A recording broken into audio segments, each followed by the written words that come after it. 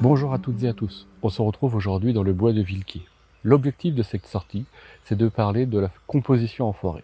En effet, c'est un environnement un petit peu compliqué, car c'est souvent assez chaotique et ce n'est pas très évident de faire ressortir une image composée qui soit claire et lisible.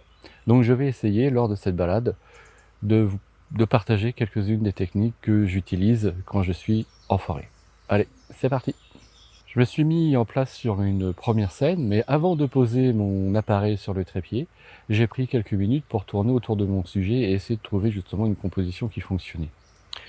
La première chose donc que je vous invite à faire, c'est de ne pas poser immédiatement votre appareil sur le trépied et prenez le temps d'explorer un petit peu les alentours de votre scène avant de vous poser, parce qu'une fois que vous êtes sur le trépied, vous allez avoir beaucoup plus de mal à vous déplacer. Donc on a tendance à être un petit peu bloqué quand on est sur le trépied. Donc, prenez le temps, composez votre image à la main, et une fois que vous avez trouvé, posez-vous sur le trépied. Je me suis arrêté sur cette scène car ce que j'aime bien, donc, c'est cet arbre dans ce fossé là qui penche plutôt pas mal et qui justement, comme j'ai la lumière dans le dos, donc attrape plutôt bien la lumière. Donc en termes de composition, je vais vous montrer ça sur l'écran directement de l'appareil photo. Donc ce que j'ai choisi de faire pour cette scène, c'est justement de profiter de la diagonale créée par l'arbre ici, donc que j'ai posé pile sur la diagonale, et dont les premières branches de cet arbre arrivent en plein centre de mon image. J'ai également placé sur le côté gauche cet autre arbre qui vient un petit peu encadrer la scène, et on a aussi des lumières intéressantes sur le sol causées par la lumière donc qui vient juste de derrière nous et donc qui crée des nouvelles lignes sur le sol. L'arrière-plan est un petit peu sombre, ça fait d'autant plus ressortir les deux arbres du premier plan. Le problème dans une scène comme celle-ci, c'est la gestion des contrastes et de la luminosité. Comme vous avez pu le constater sur l'écran de l'appareil photo, j'ai à la fois des zones très claires et des zones très sombres. Donc il va falloir que j'ajuste au mieux l'exposition de ma photo. On en arrive donc à la partie technique de cette prise de vue. Donc comment gérer un petit peu les contrastes très élevés dans cette scène? Il va falloir faire des compromis finalement. J'ai en effet des zones très claires et des zones très foncées. C'est aussi un des problèmes que l'on rencontre en forêt, surtout par une journée très ensoleillée comme celle-ci. Donc il va falloir trouver un équilibre. Ici, par exemple, je suis à ISO 100, je suis à F8, j'ai fait le point sur l'arbre. Et si je jette un petit coup d'œil à mon histogramme, j'ai en effet une grosse bosse dans la partie sombre, ça c'est causé par l'arrière-plan, et j'ai un tout petit pic dans les parties claires, et donc ça c'est à cause de la lumière qui vient éclairer par petits patchs la scène. Donc j'ai donc une scène très fortement contrastée. Je vais essayer de minimiser au maximum ces pics en décalant un petit peu mon exposition, mais je sais que j'aurai certainement besoin de récupérer un petit peu de haute lumière au moment du développement. Je vous montre la version à l'écran, donc vous pouvez voir quand même que j'ai des zones surexposées assez fortement. Il va certainement falloir que je refasse la photo, notamment ici. Là c'est complètement blanc. Ça m'aurait moins gêné, ça me gêne moins dans les petites zones où c'est juste des endroits un petit peu répartis, des petites places. Mais là, cette bande-là va être un petit peu gênante. Donc je pense qu'il va falloir que je refasse la photo, et si vraiment je n'arrive pas à trouver une exposition qui me convienne, je serai certainement amené à faire un bracketing. J'ai eu beau essayer de décaler un petit peu mon exposition juste en essayant de faire qu'une seule prise de vue, je ne parvenais pas à me débarrasser complètement de cette grande zone en surexposée. Donc j'ai choisi de faire un bracketing d'exposition, c'est-à-dire 3 vues avec 3 expositions différentes que je combinerai ensuite dans Lightroom. Voici le résultat. Donc ça, c'est la première vue, donc la plus sous-exposée des trois. Et là, on voit clairement que je n'ai plus du tout ce problème avec cette zone blanche. J'ai ensuite une photo avec une exposition un petit peu plus élevée, donc ce qui va commencer à me faire récupérer un petit peu de détails dans les ombres. Et j'ai une troisième version, voilà, où on a beaucoup plus de détails dans les ombres, mais bien sûr on voit arriver ces zones avec un fort écrêtement. Mais normalement, en combinant ces trois photos, je devrais pouvoir récupérer une photo avec une exposition correcte et relativement uniforme. Je vous montre le résultat.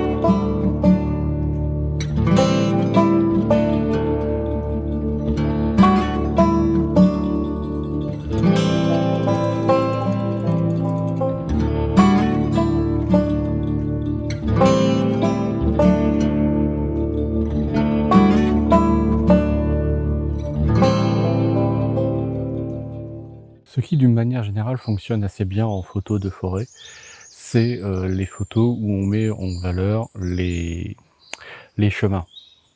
C'est des lignes de composition toutes trouvées et c'est souvent assez intéressant, ça amène pas mal de profondeur à la scène. Et donc c'est des images relativement simples à composer. Je vous montre ce que je suis en train de préparer. Donc sur cette scène, j'ai choisi ce chemin qui nous emmène, donc on a très facilement deux lignes là convergentes qui nous amènent vers le fond, là, une petite zone un peu indistincte justement, c'est ce côté là un peu, ce grand chemin là qui nous emmène vers on ne sait quoi. Au niveau de la construction de ma scène, j'ai ramené un élément ici au premier plan qui va venir encadrer, qui peut répondre un petit peu à celui-ci, qui évite que on sorte directement. Parce que si la zone ici à droite était complètement ouverte, on verrait assez facilement, on aurait tendance à sortir de l'image. Donc avec cet arbre que j'ai ramené ici, ça nous bloque un petit peu. Donc on continue à poursuivre le chemin et celui-ci se perd un petit peu dans le lointain. D'un point de vue technique, ça va être aussi une scène un petit peu complexe, car j'ai de nouveau des lumières assez fortes qui éclairent le côté de la scène, donc avec des points blancs, assez blancs sur la scène et des zones relativement foncées. Alors il y a quelques instants, il y a dû y avoir un nuage qui est passé devant le soleil, donc ça a atténué un petit peu. D'ailleurs, c'est une des raisons pour laquelle la photo de forêt est compliquée quand il y a du temps comme aujourd'hui, donc c'est très fort contraste. Et c'est aussi peut-être une des raisons pour lesquelles le temps couvert est souvent un temps sympa pour faire de la photo en forêt. Après, c'est un petit peu plus plat, on a moins de problèmes d'exposition, c'est un petit peu plus plat. Aujourd'hui, c'est sympa parce que ça donne quand même un petit peu de relief aux scènes. Donc, c'est toujours un petit peu délicat. Je trouve que la photo de forêt, c'est vraiment un exercice assez compliqué. Revenons-en à notre image. Je ne vais pas revenir sur la composition, je l'ai déjà détaillé. Juste les conditions de prise de vue. Donc, vous pouvez peut-être voir, en effet, il y a des zones vraiment très blanches dans cette image-là, ce qui me donne au niveau de l'histogramme, donc j'ai un grand pic ici, mais ici j'ai des petits pics là qui correspondent à cette zone-là. Donc je vais commencer par prendre ma photo. Je suis à F11, ISO 100, j'ai pas mal décalé mon exposition pour essayer de minimiser au maximum l'impact de ces patchs blancs. Et on y va. D'ailleurs, je m'aperçois qu'il y a un petit truc qui me gêne dans la scène là. C'est ce petit triangle là. Il m'embête un peu. Alors soit je vais zoomer pour l'éliminer, mais ce qui m'embête c'est que ça coupe l'arbre. Alors je peux prendre carrément le parti, peut-être, de couper l'arbre sur ce côté gauche un peu plus franchement. À voir. Je vais refaire mon point. Et puis voilà, on va essayer une première vue comme ça. Alors l'autre avantage de ce nouveau cadrage, c'est qu'il est venu éliminer les petites zones du ciel que je pouvais avoir et qui sont aussi parfois gênantes lorsqu'on fait de la photo en forêt. Ouais, c'est pas mal, ça n'a pas trop changé ma composition, le fait que je coupe un petit peu cet arbre. On a toujours cet appui ici qui vient faire une sorte de cadre. On a toujours l'arbre ici qui nous empêche de sortir de l'image. Et le fait d'avoir rogné un petit peu sur le côté, justement, ça renforce, j'estime, l'impact du chemin qui se dessine tout de suite beaucoup mieux et qui donc nous emmène ici au loin. Eh bien, dites-moi ce que vous pensez de cette composition et je vous montre l'image.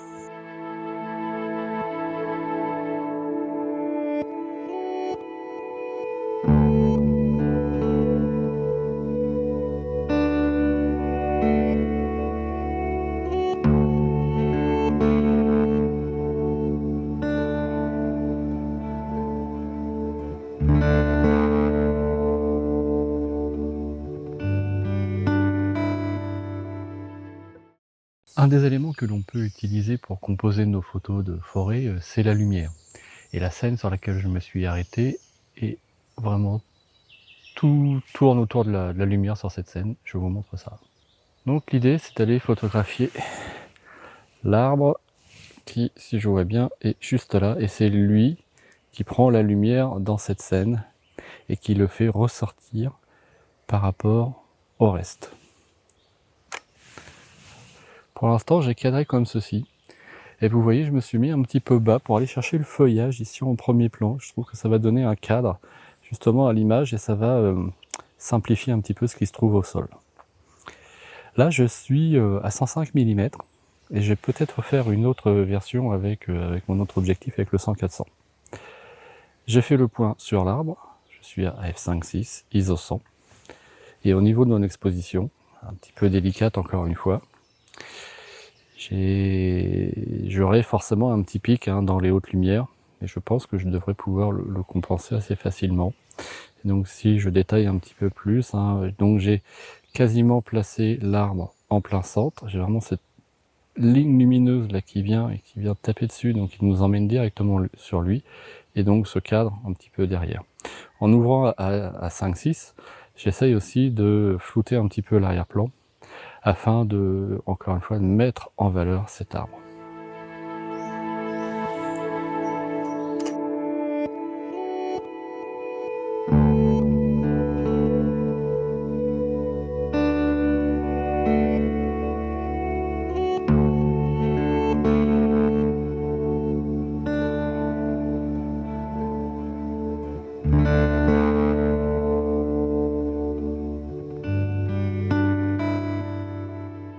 Je me suis installé avec le 100-400.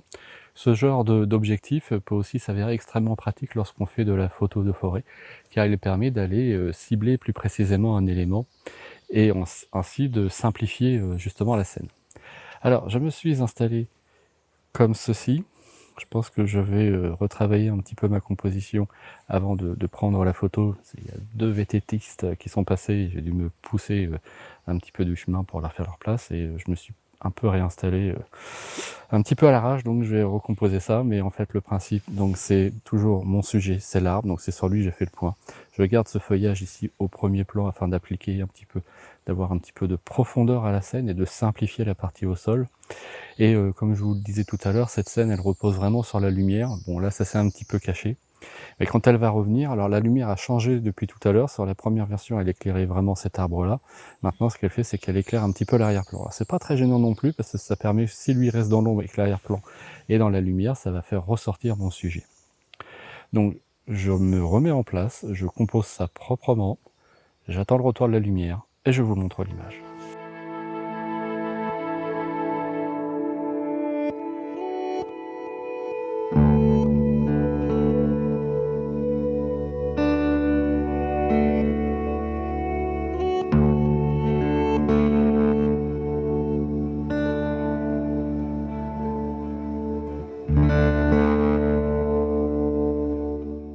Voilà, c'est la fin de cette sortie dans la forêt de Vilki. Que pouvons-nous retenir de cette sortie? Eh bien, on risque d'énoncer une évidence. La photo de forêt, c'est un petit peu compliqué. Je pense qu'il y a des forêts plus simples que d'autres à photographier. Tout dépend de la densité du couvert, de la façon dont les arbres se répartissent, des essences. Il y a plein de paramètres qui peuvent certainement rentrer en ligne de compte. Comme vous l'avez vu aussi, la deuxième difficulté pour les photos de forêt, c'est le contrôle de l'exposition, notamment lorsqu'on a du soleil et on se retrouve avec des zones à la fois très claires et des zones très sombres, donc c'est un petit peu délicat. J'espère que cette vidéo vous aura donné envie de vous frotter un petit peu à la photo de forêt. N'hésitez pas non plus à me faire part de vos retours d'expérience en la matière dans les commentaires. J'espère que cette sortie vous a plu. Si c'est le cas, comme d'habitude, n'hésitez pas à mettre un j'aime. Et en attendant de vous retrouver pour une prochaine sortie, je vous souhaite une très bonne semaine. À bientôt. Salut!